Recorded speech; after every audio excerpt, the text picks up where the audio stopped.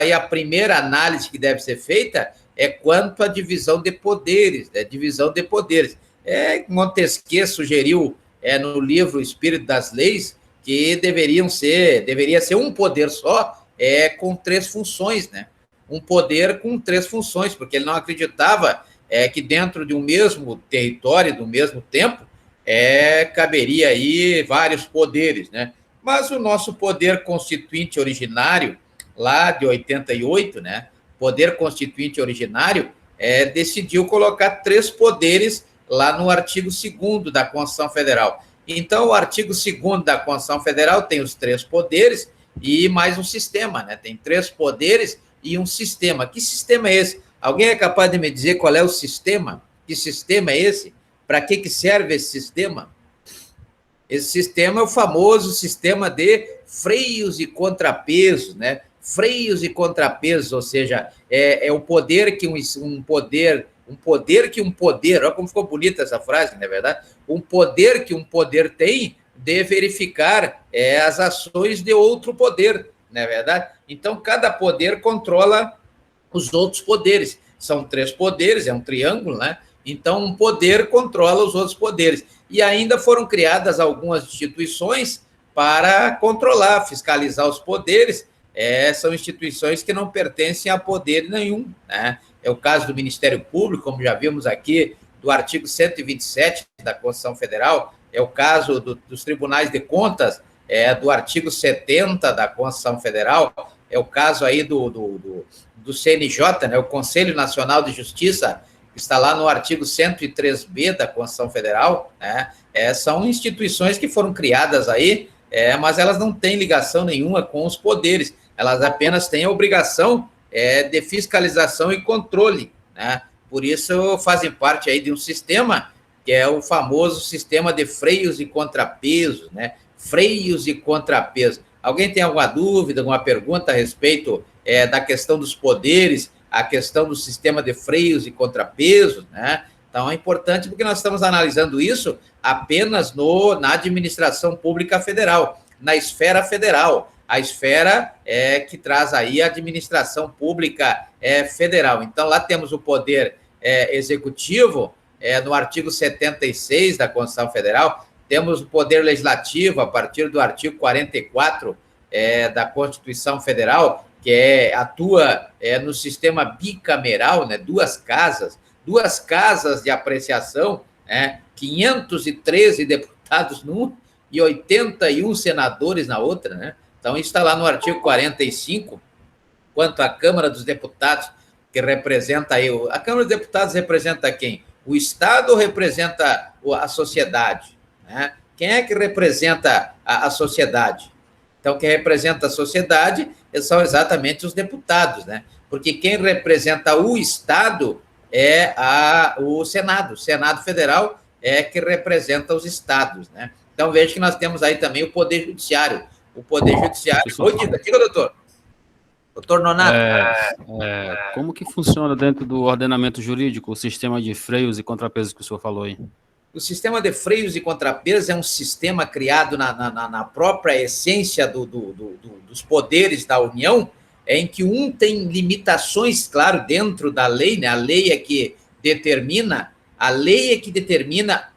o que deve ser fiscalizado e o que deve ser controlado, né? Por exemplo, quem é que aprova as contas do Poder Executivo, né? Logicamente, quem aprova é o próprio Poder Legislativo, com o auxílio dos tribunais de contas, né? Então, a lei determina que seja assim, né? Então, toda vez que se faz um orçamento, por exemplo, um orçamento previsto lá no artigo 163 e seguintes da Constituição Federal, né? Orçamento que é regulado aí pela lei 4.320 de 64, ela traz exatamente que não pode sair por aí o governo gastando, né? O governo, para gastar, o Poder Executivo, para gastar, ele tem que ter a previsão aonde?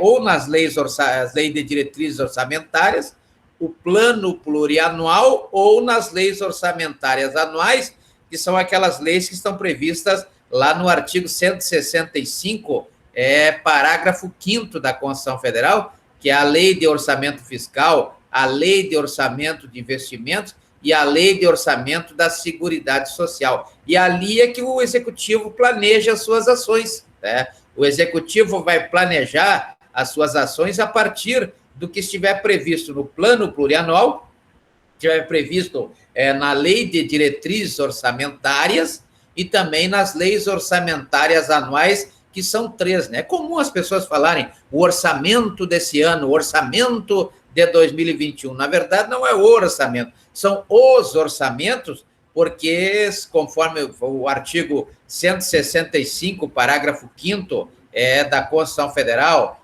também o artigo 153 da Constituição Estadual aqui do Estado do Acre, o artigo 77, parágrafo 5º da Lei Orgânica do município de Rio Branco, traz exatamente essa configuração, né? São 3 leis: a lei de investimento, a lei de orçamento fiscal, a lei de orçamento de investimento e a lei de orçamento da Seguridade Social. E a partir daí o Poder Executivo vai montar aí, né, os seus esquemas. Então tem que gastar onde? Tem que gastar em tal lugar. Está previsto lá no Plano Plurianual, se não tiver. Está na Lei de Diretrizes Orçamentárias, se não tiver, né, não existe possibilidade de gastar. Então, o governo ele está, na verdade, limitado, né? E mais limitado ainda, levando-se em consideração o que prevê a Lei Complementar número 101 de 2000. A Lei Complementar número 101 de 2000, ela traz o quê? Quem é que já ouviu falar nessa lei? Essa lei é muito falada, né? Toda vez que fala em gasto público, aparece essa lei, né? A lei Complementar número 101 de 2000 é a lei de responsabilidade fiscal, a lei que responsabiliza os gestores pelo dinheiro que é gasto, né? Então, vejo que existe aí uma lei, e essa lei é a Lei Complementar número 101 de 2000, que traz exatamente a responsabilização para o gestor que exerce aí alguma atividade relacionada ou ao Plano Plurianual, ou à Lei de Diretrizes Orçamentárias, ou, se não, as leis orçamentárias lá do artigo 165, parágrafo 5º da Constituição Federal. Então, na verdade, o papel dos estados, dos poderes, é interferir nos outros poderes, logicamente, dentro daquilo que a lei manda, já que a natureza da administração pública, ela é pública, ou seja, baseada no direito público, né? E o direito público é aquele tipo de direito que só se pode fazer o que a lei manda fazer, e se pode deixar de fazer o que a lei permite que se deixe de fazer, né? Por isso a natureza é pública. Se fosse privado, né, aí poderia fazer tudo, né? Não teria problema nenhum, desde o que observado aí, o que prevê o artigo 104 da Lei 10.406 de 2002. O que diz o artigo 104 da Lei 10.406 de 2002? Os senhores estão no 6º período, já estudaram o direito das obrigações, lá no direito civil? Estão em que artigo, mais ou menos, lá no Código Civil? Na verdade, o direito civil ele traz exatamente os contratos, né? E a primeira análise que se faz em qualquer tipo de negociação jurídica ou negócio jurídico, exatamente aquilo que prevê o artigo 104 da Lei 10.406 de 2002.